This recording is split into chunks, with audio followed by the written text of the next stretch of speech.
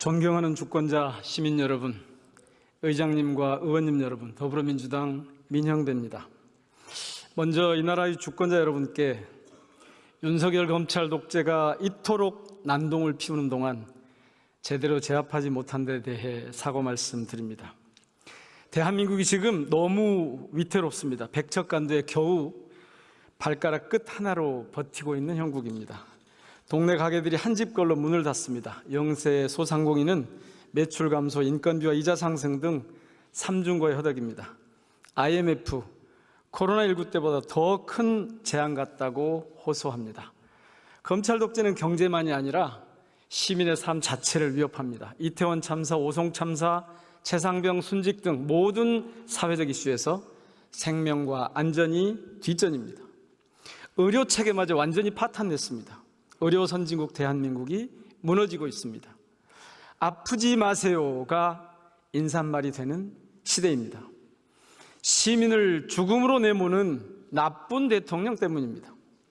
사랑하는 주권자 시민 여러분, 윤석열 대통령은 가능한 빨리 직무에서 배제되어야 합니다.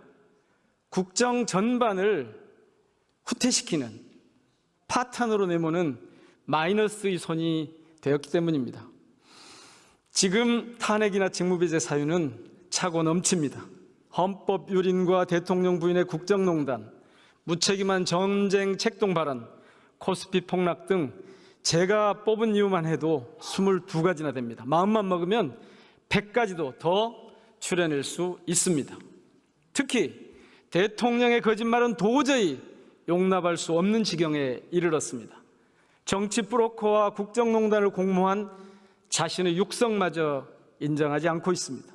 공천 개입과 산업단지 지정 의혹의 진실을 밝힐 여지가 눈꼽만큼도 없어 보입니다. 당치 않게도 이런 진실을 정치 선동이라고 생떼까지 부리고 있습니다. 2016년 10월 28일 박근혜 국정 지지율은 17%였습니다. 다음 날인 29일 청계광장에 3만 명이 모여서 박근혜 퇴진을 촉구합니다. 8년 뒤인 2024년 11월 8일 윤석열 대통령 지지율 또한 17%로 똑같습니다. 시민 30만 명이 촛불을 들고 명태균, 김건희 국정농단을 규탄했습니다. 단순 수치로도 시민의 분노는 그때보다 10배 이상입니다. 이미 심리적 탄핵 상태입니다. 정치적 식물 대통령 상태입니다. 친애하는 국민의힘 의원 여러분, 여러분의 애국심에 호소드립니다. 국민의힘 당헌은 모두의 내일을 함께 만들어간다로 시작합니다. 나라의 미래, 국민의 앞날까지 포기할 생각이 아니라면 더는 주저하고 머뭇거리지 말아주십시오. 어제 윤석열 탄핵 국회의원 연대가 결성됐습니다. 지난주에는 대통령 파면 국민투표 개헌연대도 출범했습니다. 탄핵이든 개헌이든 이제 윤석열 대통령의 직무를 중지시키는 결단이 필요합니다.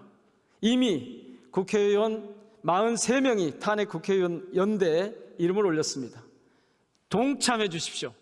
야당은 준비가 됐습니다. 국회의원 국민의힘 의원들께서만 결심해 주시면 됩니다. 더 늦기 전에 대한민국의 파탄을 막읍시다. 작고하신 노회찬 의원님께서는 외계인이 침공하면 평소에는 싸우더라도 잠시 멈추고 인간들이 힘을 합쳐 외계인을 물리쳐야 한다는 요지의 말씀을 남겼습니다. 제 눈에 윤석열 대통령은 국민의힘 당원으로 보이지 않습니다. 대한민국을 망가뜨리려는 외계인처럼 보입니다. 간절히 말씀드립니다. 국민의힘 의원님들께서 새누리당 시절 박근혜 탄핵의 결기로 나서주십시오. 지금 탄핵을 주저하는 것은 대통령에게 또 다른 범죄의 시간, 범죄의 기회를 주는 것과 마찬가지입니다. 한시가 급합니다. 대통령을 직무에서 배제하고 새로운 시대를 열어갑시다. 대통령 직무 배제와 함께 그 이유를 논의할 여야 협의체 구성을 국민의힘 의원님들께 제안드립니다. 시민사회는 물론 이미 대학가도 퇴진 투쟁에 나서고 있습니다. 교수들의 시국선언이 잇따르고 있습니다. 반헌법, 반국민, 반민주적인 야만의 시대를 이쯤에서 끝냅시다. 대한민국 역대 최악의 대통령을 그냥 두고 보시겠습니까? 우리 모두 새로운 시대의 주체로 나서야 합니다. 이번 주말에도 활활 타오를 시민의 목소리로 마무리하겠습니다. 윤석열은 퇴진하라, 김건희를 특검하라, 국민의 명령이다.